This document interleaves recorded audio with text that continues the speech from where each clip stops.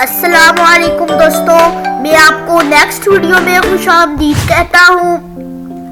अब हम आगे आते हैं। पहले हमने पार्ट नंबर 1 किया था, अब ये हमारा पार्ट नंबर 2 होगा। पहली वीडियो में हमने यहाँ तक किया था, अब हम इससे आगे जाएंगे। पहले हमने स्प्राइट्स में जाना है, उसके बाद ये स्केल वाले को मैंने ऊपर डालना था, मैंने गलती से नीचे डाल दिया, मिस्टेक से।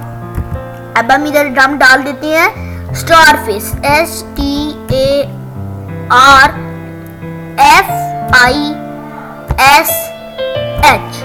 स्टारफिश। और इधर हम डाल देते हैं 0.02। हम नीचे आ जाते हैं, हम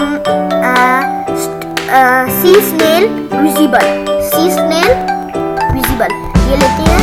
इधर हम नाम 16 का डालना है, हम नाम तो पहले हम इसको बीच में अब इधर सी स्नेल।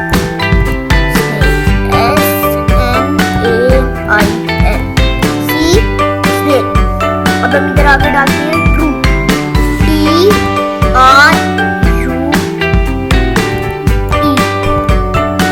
ट्रू।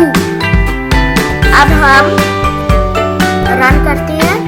देखिए जब हम इस पे क्लिक करेंगे एलियन नंबर 1 पे, तो देखिए इसका साइज इतना बड़ा होता जाएगा। ये अनलिमिटेड भी हो सकता है अगर हम इस पे बहुत ज्यादा क्लिक करें।